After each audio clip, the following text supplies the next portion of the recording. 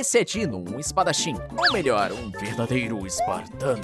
Esse mangá, cujo nome tá aí no comentário fixado pra quem sempre pergunta, já começa com ele dando uma coça em pelo menos uns 300 malandros. Mas pra entender como ele chegou a esse ponto, vamos voltar um pouquinho na história. Quando Godofredo von Eustácia, o primeiro imperador, fez uma declaração. Ele decretou que aqueles sem magia não eram cidadãos, mas sim vermes que corroíam o império. Com isso foi promulgada a Lei de Proteção da Linhagem Superior, uma política que exterminava os inferiores através do trabalho escravo e tirava todos os seus direitos. O objetivo era aumentar a população de magos para fortalecer o poder militar do império e, ao mesmo tempo, garantir uma fonte inesgotável de mão de obra escrava. Foi nesse país, a nação mais poderosa do continente, que nosso Dino nasceu. O que, venhamos e convenhamos, não é muito diferente de nascer em Osasco, né?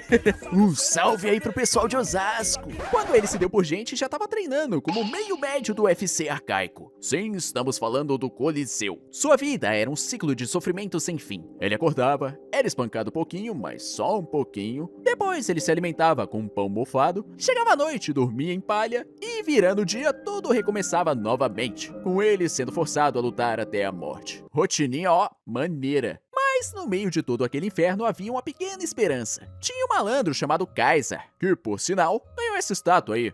Mas o ponto não é esse. A parada é que, segundo a lenda, após conquistar 1000 vitórias, ele ganhou sua liberdade. E foi com essa história que o dono do Coliseu incentivou todos esses pobres homens a continuarem batalhando. Apesar de que nem todo mundo foi com essa ideia não, tá? Pois, para alguns deles, tudo isso não passava de um show. E eles eram só um entretenimento para diversão da elite. Mas teve um moleque biruta chamado Lloyd, o nome já diz muita coisa, né? Que não deu ouvidos ao racional e incentivou o Dino a continuar essa patifaria toda. Mas também vai fazer o quê, né? Vai chorar. Nesse inferno, Lloyd era seu único amigo. Juntos, eles aprimoraram suas espadas e sonhavam em um dia cruzar os muros daquele inferno. O tempo passou e o treinamento deu resultado. Na arena, a dupla se tornou implacável. Até que Dino acabou chegando nas tão sonhadas 1000 vitórias. Naquele momento, ele finalmente pensou que seria livre. É quando essa piranha...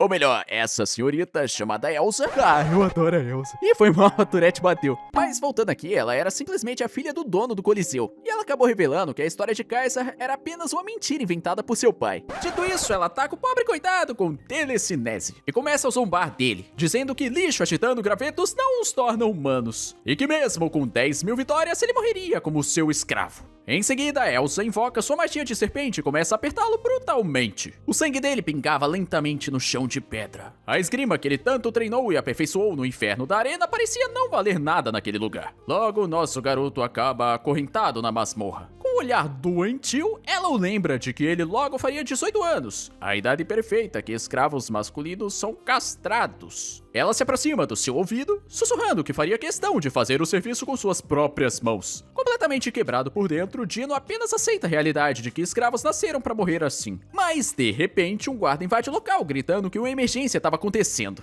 Apesar da irritação de Elsa, o homem avisa que um decreto imperial convocou todos os gladiadores para a guerra. Então vamos direto para as fronteiras do reino de Sandália, onde o cenário já estava completamente caótico. O comandante do exército recebia relatórios terríveis de que suas principais tropas haviam sido aniquiladas. Pouco depois, um oficial ordena que os escravos marchem na frente para cobrir a retaguarda dos magos imperiais. E adivinha só quem tava lá? Isso mesmo, nosso pobre Dino. Sem qualquer outra opção, o grupo de escravos é forçado a correr em direção à morte. O choque entre as lâminas começa de forma brutal. Sem armaduras ou armas decentes, os coitados são massacrados impiedosamente pelos soldados inimigos. Lá de cima, os magos do Império começam a conjurar alguns feitiços. Então, a explosão avassaladora atinge o meio do combate, despedaçando aliados e inimigos sem qualquer distinção. Mais e mais magias continuam caindo do céu, transformando toda aquela área em um verdadeiro mar de chamas. No chão, escravos tinham braços decepados e torsos queimados. Um completo horror. Apesar disso, o homem sorri, sentindo-se aliviado ao perceber que finalmente seu sofrimento chegaria ao fim. Ao ver isso, Dino começa a cogitar que morrer naquele lugar seria muito mais fácil. E é nesse instante de hesitação que uma espada inimiga avança rapidamente em sua direção. Mas o instinto de sobrevivência do garoto fala mais alto. Ele se esquiva com maestria. Mesmo sabendo que sua vida não vale nada para aquele império, ele decide que não vai se entregar à morte tão facilmente e começa a retalhar os soldados ao seu redor. Com suas duas espadas em mãos, Dino assume sua postura. Enquanto os inimigos tentam se reorganizar, o garoto ruge que continuará lutando. Ressaltando contra o exército inimigo, ele desfere um golpe brutal, iniciando um verdadeiro massacre. Ele se posiciona no topo de uma montanha de cadáveres, empunhando suas espadas diante dos sobreviventes. Sem entender como aquele escravo continua de pé após uma hora de combate, os soldados inimigos começam a recuar. Desesperado com o atraso, o comandante ordena que a unidade de magos ataque o garoto imediatamente. Um dos magos invoca uma criatura fantasmagórica gigante, ordenando que ela despedace o jovem escravo. Esse era um ataque invisível, impossível de ser previsto por um humano comum. O impacto da mordida esmaga o solo onde ele estava, levantando poeira e pedregulhos por toda a área. Mas em um piscar de olhos, Dino ressurge entre os soldados. O sangue inimigo espirra novamente. Embora esteja quase cego e surdo pela exaustão, ele ainda consegue sentir a aproximação de novos feitiços. Era uma sensação fria e cortante na escuridão.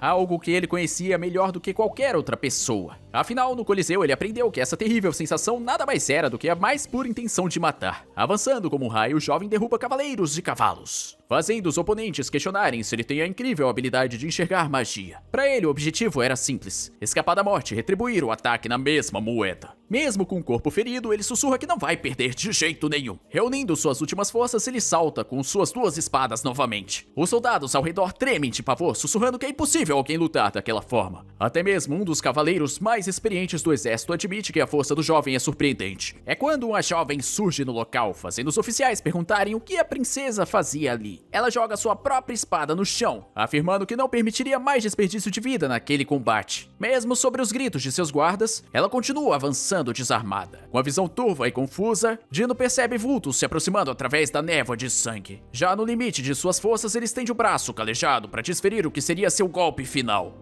Mas antes que pudesse fazer qualquer movimento, gentilmente a princesa segura a mão do guerreiro, pedindo para que ele finalmente pare de lutar. Dino se pergunta quem seria aquela pessoa. E antes de perder totalmente os sentidos, a única coisa que ele consegue processar é que era uma mulher. E essa mulher explica que o dever dele já estava cumprido, pois o exército imperial havia recuado. Dino começa a se questionar sobre o motivo de tanta gentileza vinda de alguém que deveria querer sua morte. Ao olhar para a garota, Dino percebe que sua presença era incrivelmente suave, sem carregar qualquer intenção de matar. Com essa percepção, sua guarda finalmente desarma, e a espada escorrega de seus dedos. Seu corpo, que já estava no limite absoluto após horas de batalha, cede por completo e ele cai de joelhos no chão. A jovem então pergunta o nome daquele bravo guerreiro, ao que ele sussurra fracamente seu nome: Dino. Ajustando sua luva de combate, ela se apresenta formalmente como Rafine Hill Sandalia, a terceira princesa e comandante da defesa. Em um gesto surpreendente, a nobre estende sua mão em direção ao jovem gladiador e se agacha ao seu lado, prestando uma sincera homenagem à sua esgrima extraordinária. Dino mal conseguia processar aquilo, pois a única pessoa que o reconheceu como verdadeiro guerreiro vinha do reino inimigo. Tempos depois, a história nos leva ao primeiro campo de prisioneiros de Sandalia, estabelecido logo após aquele primeiro embate. A batalha inicial terminou em uma vitória esmagadora para Sandalia, forçando o Império a assinar um acordo de cessar-fogo. Tudo graças à estratégia brilhante da princesa Rafine, que havia planejado a emboscada 3 anos antes do ataque acontecer. No presente, Dino realiza trabalhos forçados, cortando lenha no acampamento. E cara, isso é extraordinariamente parecido com Vinland Saga. A lembrança daquele dia ainda era viva em sua mente, especialmente o momento em que a princesa lhe estendeu a mão. Naquela ocasião, mesmo estando no limiar da morte, Dino sentiu algo diferente dentro de si. Lentamente, ele tentou alcançar a mão da princesa, mas antes que seus dedos pudessem se tocar, Gilbert, o guarda pessoal de Rafine, o derrubou com brutalidade no chão. O cavaleiro saca sua lâmina para decapitar Dino, mas a princesa ordena firmemente que ele pare. Ela declara que o combate já havia acabado e que não permitiria mais nenhuma morte desnecessária. Mesmo contrariado, o subordinado obedece à ordem e finalmente guarda sua espada. Em seguida, Rafine olhou diretamente para Dino e disse que gostaria de conversar com ele algum dia. Ela pediu para que ele esperasse por ela mais um pouco.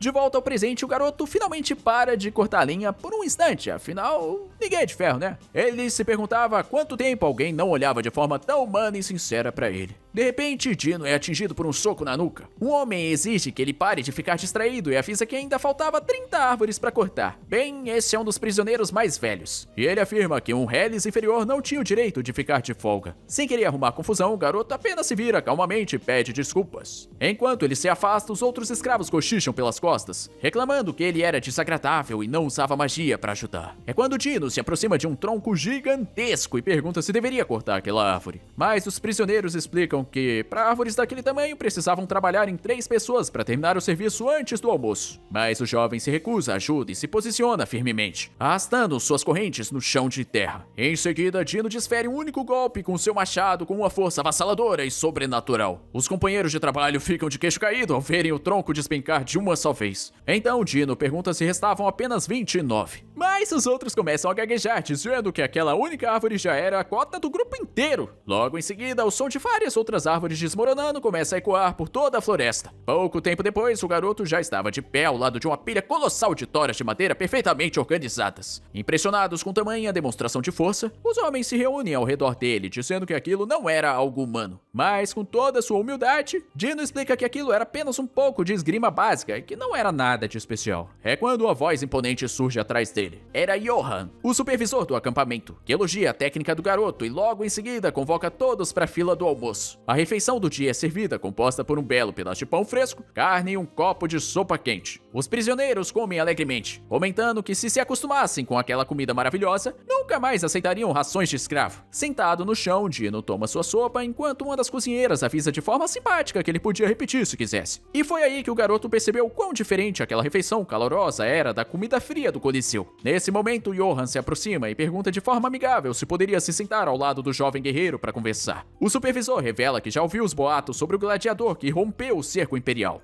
e diz que gostaria de saber mais sobre o passado dele. Ao ouvir a pergunta sobre o que ele costumava fazer, ele toma mais um gole de sua sopa. E de forma direta, Dino explica que era apenas um escravo que lutava no Coliseu. Até que de repente Gilbert surge desdenhando de sua história, chamando sua técnica de bárbara e ordenando que o escravo se levante para cumprir tarefas especiais. O tumulto de Gilbert logo chama a atenção de outros guardas, que se aproximam e perguntam por que de tanto alvoroço. E a resposta os deixa chocados. O vice-comandante Gilbert estava prestes a iniciar um duelo contra o famoso espadachim escravo. Os escravos e cozinheiros do acampamento então se perguntam quem seria o mais forte naquele duelo. Um dos soldados afirma com arrogância que Gilbert venceria facilmente por ser um mago de elite. O vice-comandante garante que não usará sua arma e que aquela será apenas uma demonstração de esgrima. Nisso, uma das jovens servas do local se aproxima de Dino, segurando um grande embrulho de tecido. Com cuidado, ela desfaz o nó do pacote e entrega as icônicas espadas gêmeas para Dino e pede para que ele as empunhe novamente para o combate. Johan tenta intervir, repreendendo o supervisor por tentar testes arbitrários e cometer abusos contra os prisioneiros. Mas Gilbert apenas desdenha das reclamações do supervisor, alegando de forma cínica que não faria aquilo de graça. Ele se vira para a multidão e promete pagar bebidas para todos os prisioneiros com seu próprio dinheiro caso Dino vença a luta. Ao ouvirem a promessa de álcool gratuito, os escravos vão à loucura. Eles começam a gritar e torcer desesperadamente por Dino, que fica um tanto constrangido. Gilbert aproveita para zombar dele, dizendo que se ele tivesse com medo, poderia simplesmente fugir dali. Mas esse deboche só faz com que Dino ganhe um brilho no olhar. Mesmo quando Johan pede para ele não se esforçar, Dino recusa o conselho. Então o garoto aperta com força os cabos de suas espadas gêmeas. E sem perder tempo, Gilbert saca sua arma e avança com um ataque veloz, forçando o gladiador a paralisar o golpe no limite. Após segundos de combate, o oficial reclama que Dino só sabe recuar. Gilbert se enfurece ao lembrar de que a princesa se ajoelhou diante daquele inferior e jura provar a superioridade do seu estilo de espada. O oficial então defende o primeiro arremesso de espada de Dino usando o próprio braço e avança entre risadas, certo de que a estratégia de arremesso do gladiador falhou miseravelmente. Mas, pro seu absoluto pavor, Dino surge em alta velocidade logo abaixo dele. No reflexo, Gilbert desfere alguns ataques contra os membros inferiores de Dino, mas claro, isso não chega nem perto de ser o suficiente para pará-lo.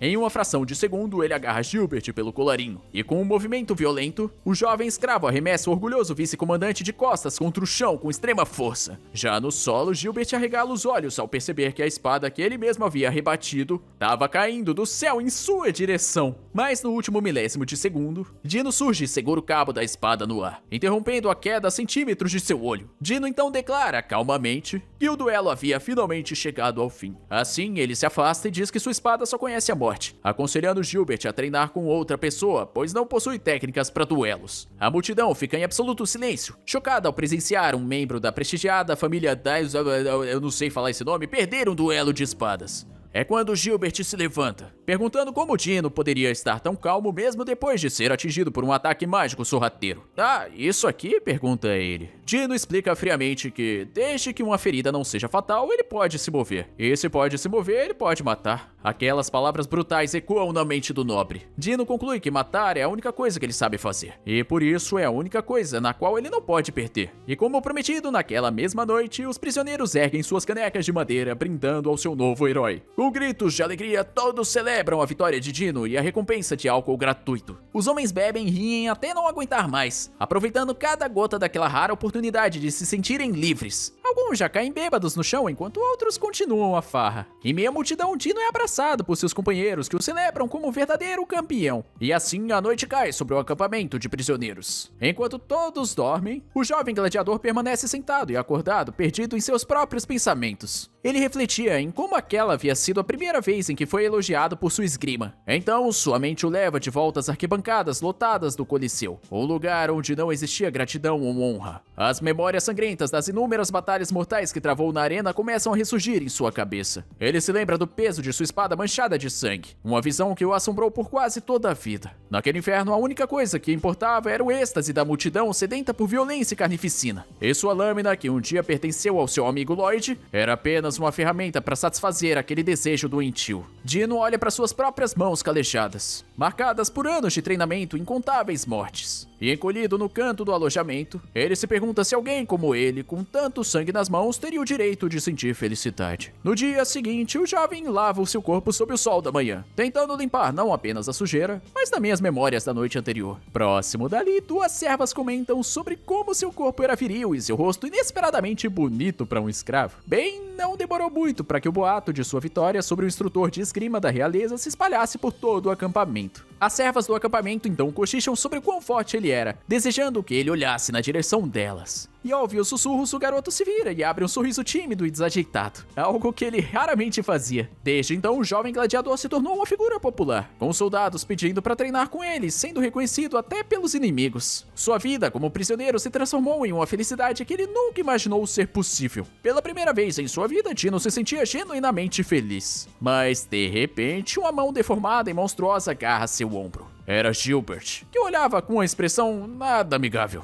O vice-comandante diz que Sua Alteza estava o convocando e que era para ele o acompanhar imediatamente. Assim, eles caminham em direção ao quartel-general. Assim que a porta se abre, uma voz feminina e animada grita o nome de Dino. Era a princesa Raffine, que carregava uma pilha gigantesca de papéis e pedia para que ele se sentasse e esperasse um pouco. Enquanto ela organiza a bagunça, Dino comenta que, mesmo com o fim da guerra, ela parecia estar muito ocupada. Raffine explica que estava compilando uma lista com os nomes dos soldados mortos para solicitar os pagamentos de indenização. Gilbert sugere que ela poderia delegar tarefas tão servis, mas ela recusa, afirmando que, como comandante, era sua responsabilidade honrar cada soldado que morreu sob seu comando. A princesa diz que se ela começasse a ver seus homens como meros números, se tornaria um monstro que não sente nada ao matar. Ao ouvir isso, o jovem gladiador abaixa a cabeça e pede desculpas. Dino confessa que, entre os nomes daquela lista, estavam os dos homens que ele mesmo havia matado. Mas Raffine o conforta, explicando que a responsabilidade da guerra recai sobre os líderes, não sobre os soldados. Ela o lembra de que ele cumpriu seu dever com honra e que não tinha motivos para se sentir culpado. Raffine diz que respeita profundamente sua habilidade e que foi por isso que ela o convocou para a conversa. Assim, ela aperta a mão do jovem gladiador e declara de forma surpreendente que queria recrutá-lo como oficial sob seu comando. Dino mal consegue processar a proposta. Ela explica que, embora tenham vencido a primeira batalha, seu reino era militarmente inferior e precisava de toda a ajuda possível. Ela diz que normalmente apenas magos poderiam se tornar oficiais no exército de Sandália. Mas Raffine garante que a esgrima dele era tão excepcional que ela conseguiria facilmente contornar essa pequena burocracia. Estendendo a mão mais uma vez, ela promete recompensar seus talentos de forma justa e pergunta qual era a sua decisão. E ele mal conseguia acreditar que uma princesa inimiga estava oferecendo a ele, um mero escravo, um cargo de oficial. Essa era uma promessa de um futuro que ele nunca ousou sonhar. Mesmo sem entender as hierarquias militares, ele percebia que ela valoriza sua espada, algo que todos sempre desprezavam.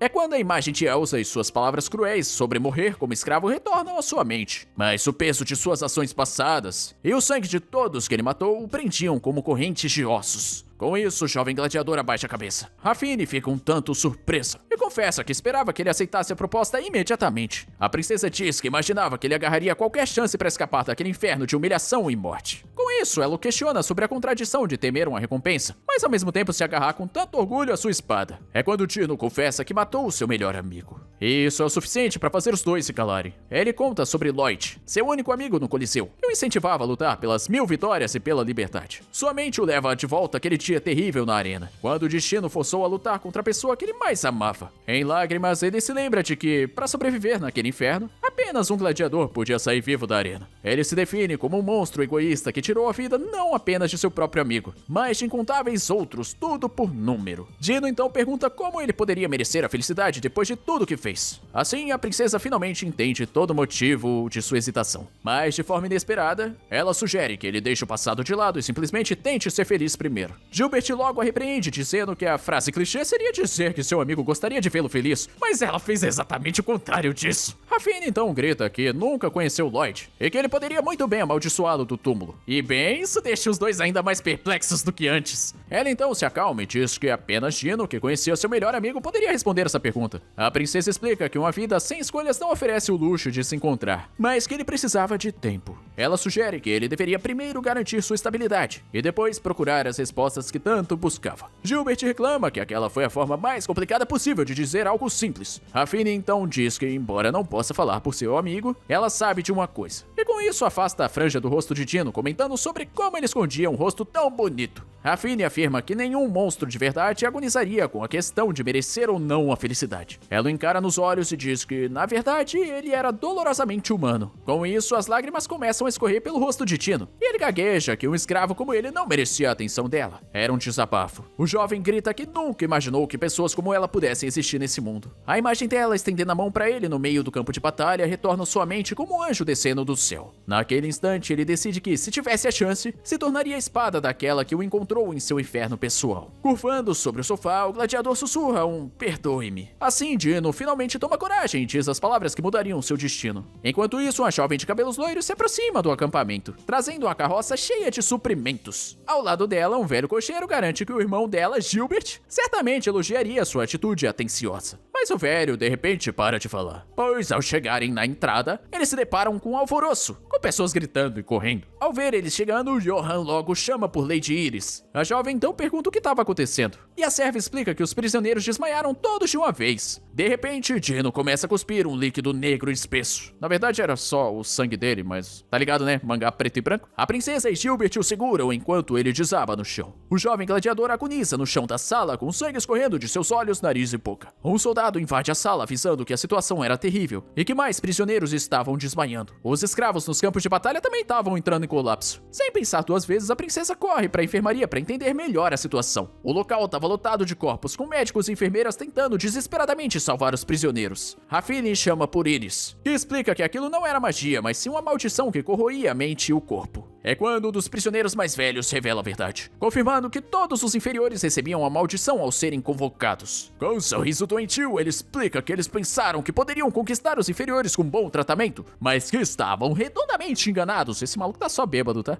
Ao ouvir isso, Rafine fecha seu punho com força e agarra o velho pelo colarinho, questionando se comida e uma cama seria um tratamento bom demais. Completamente apavorado com a fúria da princesa, o homem implora para que ela não o mate. Gilbert logo intervém, lembrando que ela precisava se controlar. E relutantemente, Rafine solta o homem. Ela então delega total autoridade à médica de classe especial Iris, ordenando que ela salve quantos puder sem poupar recursos. Como a verdadeira maga curandeira, Iris inicia seu feitiço, e uma aura divina a envolve. A luz de sua magia começa a tocar o corpo dos prisioneiros. Os médicos comemoram ao ver que o sangramento de vários homens haviam parado. Mas Iris avisa que a cura é temporária, pois a maldição também ataca a mente, e a cura física não adiantaria se eles perdessem a vontade de viver. Ela explica que sem poder mágico a chance de resistir era mínima, e pergunta se ainda deveria tratá-los. Mas Rafine implora para que ela continue mesmo assim. Ela se recusa a aceitar mais mortes. De repente, a consciência de Dino é transportada para um lugar escuro e sombrio. É quando ele ouve uma voz em sua cabeça dizendo que nunca o perdoaria. Eram as almas daqueles que ele matou no Coliseu, todos repetindo a mesma frase. Dino então percebe que aquelas vozes eram de seus antigos companheiros. Os espíritos o agarram, gritando que era imperdoável que apenas ele fosse recompensado. Com isso, Dino se chama de tolo por ter acreditado que poderia ser feliz. Ele se rende à culpa, pensando que seu egoísmo matou a todos e que o perdão era impossível. Mas enquanto uma das almas o agarra, algo dentro dele muda. Ele se lembra das palavras de Rafine no campo de batalha, quando ela reconheceu sua força e valor. A lembrança dela dizendo que ele era dolorosamente humano lhe dá forças para lutar contra os fantasmas de seu passado. Ele então grita que, mesmo que não possa ser perdoado, quer viver ao lado da pessoa que o aceitou. Com essa nova determinação, ele declara que não pode permanecer naquele lugar. De volta à enfermaria, um médico cobre mais um corpo com um lençol.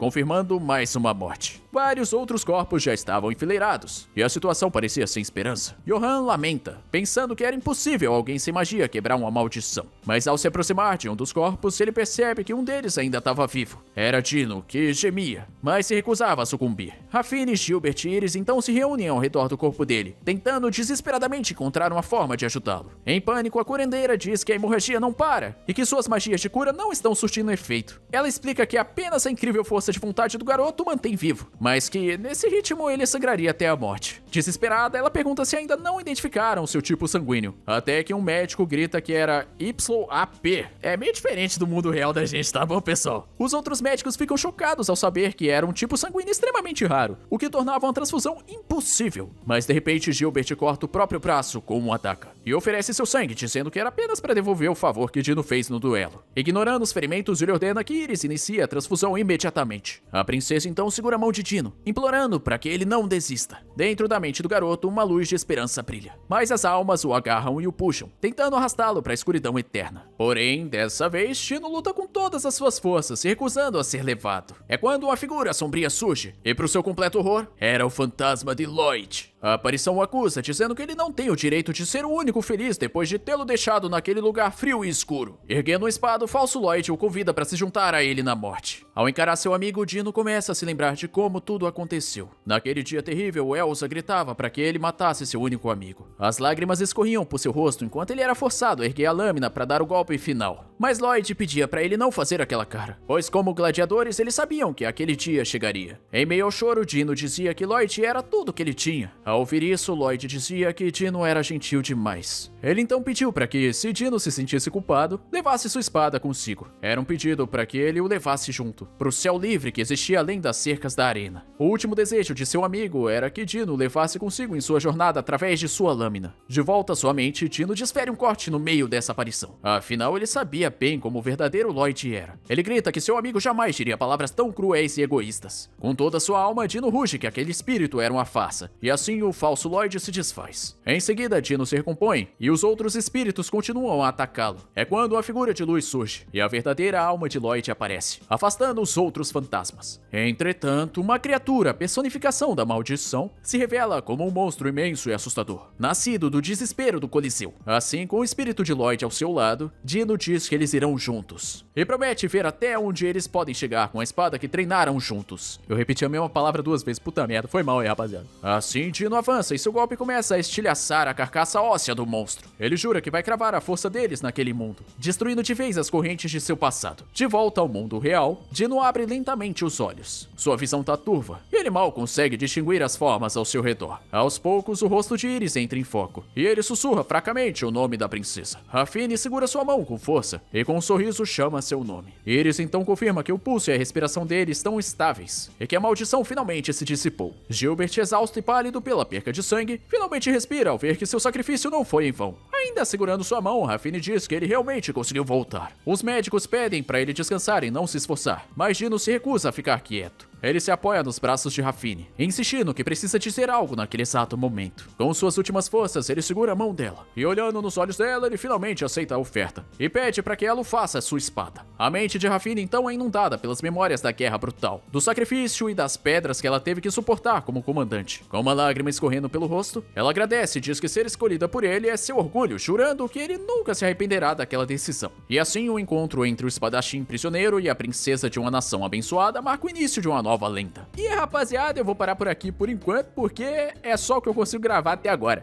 Se vocês quiserem parte 2, parte 3, eu posto mais uma horinha, já tá tudo quase feito. Quer dizer, só falta gravar, mas o roteiro já tá prontinho. Mas é claro que eu vou pedir um bagulho pra vocês aqui, mano. Tem que chegar em 1000 likezinhos nesse vídeo aqui pra eu saber que vocês gostaram da primeira parte. Então, mete o dedão aí embaixo, lá ele,